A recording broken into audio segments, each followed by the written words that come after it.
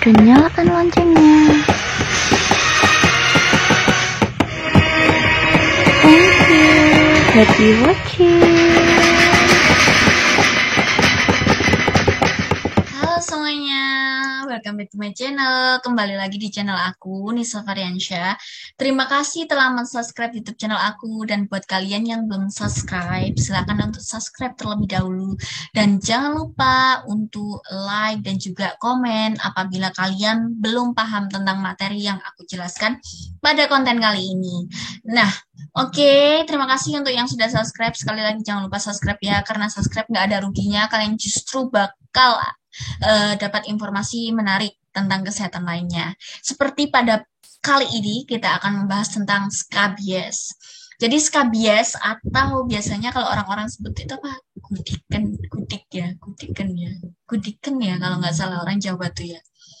Kemudian apakah skabies ini hewan mengerikan ini hidup di dalam kulit penderita? Wow. Ini kalau dilihat dari mikroskop ya memang seperti itu tuh. Mikroskop elektron pasti ini. Dan apakah penampakannya seperti ini? Tung tung tung tung tung. Nah, apabila kalian kulitnya kakinya seperti ini, apakah kalian terkena skabies? Oke, kalian harus lihat konten kali ini. Jangan lupa untuk subscribe.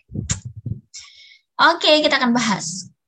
Jadi skabies, apa sih yang dimaksud dengan skabies? Ya kan, skabies itu yang biasanya disebut orang-orang dengan gudiken, atau kudisen atau buduk. Buduk saya belum tahu ya kalau buduk. Saya taunya gudik, kudis.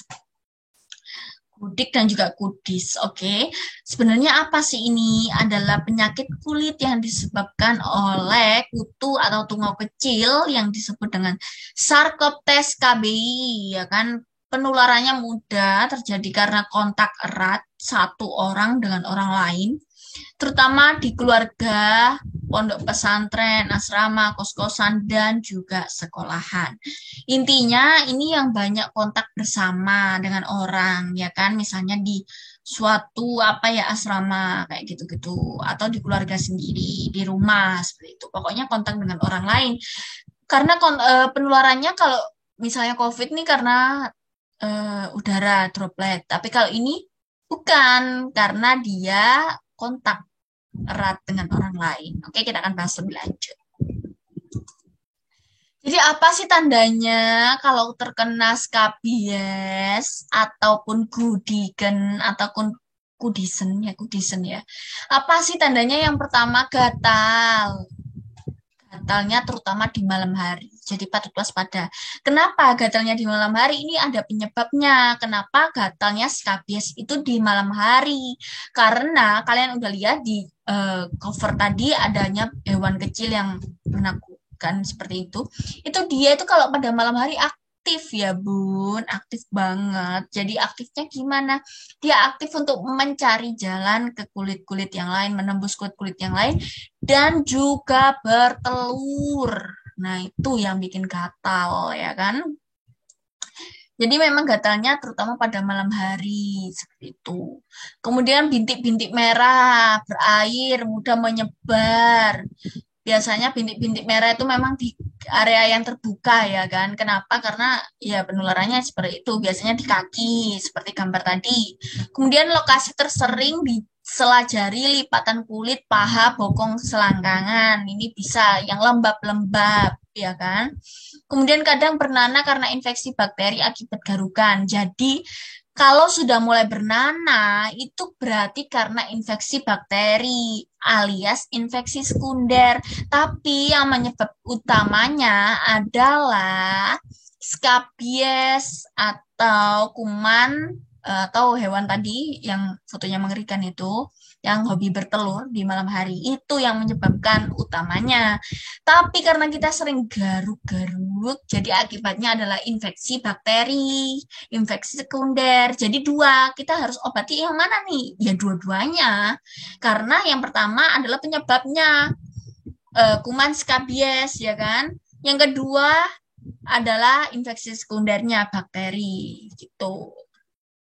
Jadi apakah skabies itu bisa sampai dia bernanah? Ya bisa, karena infeksi sekunder, seperti itu. Kemudian penularan skabies ini gimana? Melalui kontak langsung, ya kan? Terutama orang-orang yang memakai barang bersamaan.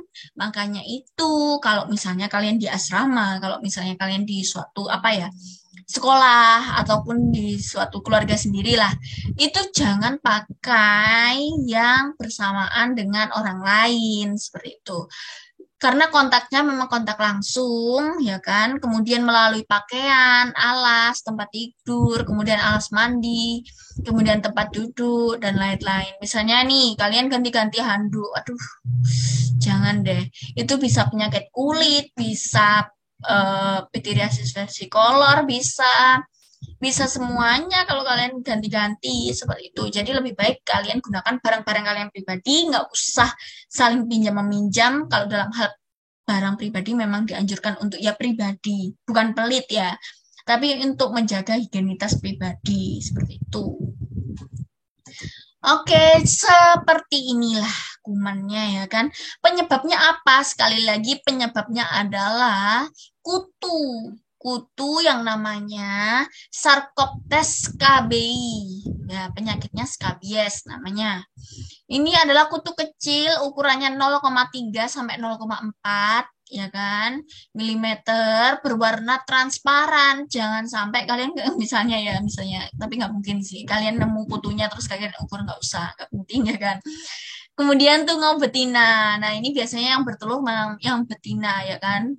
Nah, ini biasanya dia bertelurnya 40 sampai 60 butir dan menetas dalam 3 sampai 5 hari. Kemudian menjadi dewasa dalam 14 sampai 17 hari. Jadi ini yang menyebabkan awalnya 3 sampai 5 hari setelah kontak dengan orang yang terkena skabies itu kalian merasa gatal-gatal. Itu tandanya dia sudah mulai aktif untuk bertelur ya kan. Kemudian 3 sampai 5 hari kemudian menetas, ya kan? Nah, semakin gatal lah itu, kemerahan, gatal, udah nggak enak banget kalian garuk, aduh mah. Ya kan, kemudian menjadi dewasa dalam waktu 14 sampai 17 hari.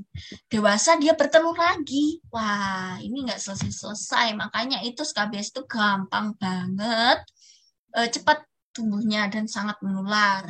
Untuk faktor resikonya apa saja? Faktor resikonya kurang menjaga kebersihan tentu aja ya kan, karena ya kan ini adalah faktor higienitas memang. Kemudian jarang mandi, ya kan, mandi itu secara nggak langsung kita akan memberikan sabun ke kulit kita, mengangkat sel-sel kulit mati, dan juga mengangkat keringat-keringat seperti itu. Jarang ganti baju, spray, jadi resiko terjadinya adanya kutu tuh ada. Kemudian menukar baju, perlengkapan mandi, alat terutama ini yang biasanya menyebabkan kenapa satu orang yang kena, yang lain kena. Ya ini karena saling menggunakan, pinjem dong barangmu, atau karena rasa pertemanan kita, akhirnya kita langsung pinjam, itu nggak bisa ya kan, akan menyebabkan skabies ini nanti. Jadi memang jangan gunakan alat-alat pribadi yang bersamaan. Maksudnya dengan orang lain. Udah kalau barang-barang pribadi ya. Ini bukan pelit, tapi ini menjaga higienitas kita. Kalau orang lain eh ya kita nggak mau suuzon sih. Cuma kan kita kan menjaga diri kita sendiri lah ya. Ya memang kalau orang lain kan nggak selalu kena, tapi kan ya itu kan untuk menjaga higienitas kita sendiri gitu loh. Kalau bisa bersih kenapa nggak bersih sih? Ya kan kalau bisa nggak penyakitan kenapa nggak penyakitan? Apalagi ini loh penyakitnya bisa dicegah. Maksudnya bukan dicegah yang gimana-gimana. Maksudnya kan bisa dihindari, dikurangi faktor resikonya seperti itu. Nah, untuk pengobatannya biasanya memang diberikan antiskabies, ya kan? Antiskabies itu uh, ada namanya botolnya, tubnya pink seperti itu.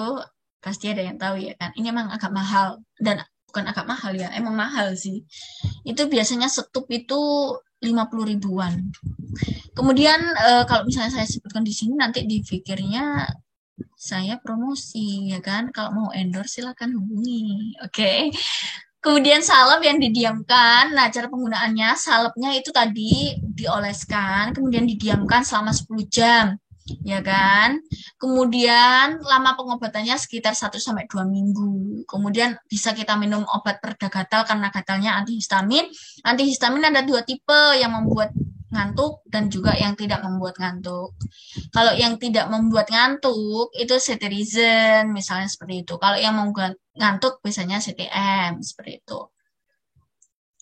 Kemudian antibiotik jika ada infeksi sekunder. Infeksi sekunder karena apa? Karena gesekan atau garukan tadi, ya kan? Antibiotik. Tapi ini kalian pasti nggak bisa beli antibiotik sembarangan, ya kan?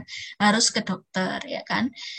Kemudian mandi dengan sabun, sulfur atau belerang. Ya boleh lah, banyak kok sekarang ya sabun-sabun yang mengandung seperti ini. Ini hanya sampingan, tapi yang terpenting adalah emang obat skabiesnya, ya kan? Anti skabiesnya. Oke. Kemudian pengobatan skabies harus dilakukan secara menyeluruh. Memang skabies itu beda ya, dari pengobatan skabies itu beda dengan pengobatan yang lain. Kalau skabies itu dari atas sampai bawah harus kita berikan krim itu, memang harus. Terus nanti misalnya yang terkena hanya di kaki, tapi harus kita berikan semua seluruh tubuh. Memang harus seperti itu pengobatannya. Beneran ini. Jadi itulah bedanya anti skabies itu seperti itu. Dan buat kalian anti skabies itu apa ya? Pokoknya dia tubnya warna pink itu ya. 5% itu bisa kalian beli sebenarnya. Tapi kan karena ini obatnya skabies, jangan lupa untuk melakukan pencegahan. Ya kan? Apa sih pencegahannya? Pencegahannya gunakan air bersih untuk mandi, jaga kebersihan diri, pakaian, lingkungan, hindari kontak dengan penderita, hindari meminjam barang pribadi, cukup jelas kan pencegahannya. Kemudian tips dan anjuran, hindari menggaruk untuk infeksi sekunder supaya tidak terjadi, kuku harus bersih, cuci baju, alas tidur, alas sholat dengan alat-alat sholat dengan air panas. Memang biasanya air panas itu dapat menghilangkan telur-telur skabies, diharapkan seperti itu. Kemudian bila menyerang keluarga atau populasi di misalnya kalian di asrama atau misalnya kalian di pondok pesantren itu hendaknya semua diobati. Jadi walaupun ada yang nggak kena tetap diobati. Jadi itu untuk mencegah seperti itu. Kemudian tidak ada pantangan makanan. Oke, tiba di slide ini. Terima kasih telah menonton YouTube channel aku. Semoga kalian yang kena skabies cepat sembuh lah ya. Oke, kok susah sekali ya ngomongnya. Oke, dan buat kalian yang belum subscribe, silakan subscribe. Dan buat kalian, apabila kalian ingin share pengalaman pribadi kalian, silakan tulis di kolom komentar. Dan apabila kalian cukup privasi dan merasa malu, kalian boleh DM aku @nisafariansyah. Terima kasih telah nonton YouTube channel aku dan semoga kalian sehat selalu. Thank you. Terima kasih. Jangan lupa subscribe.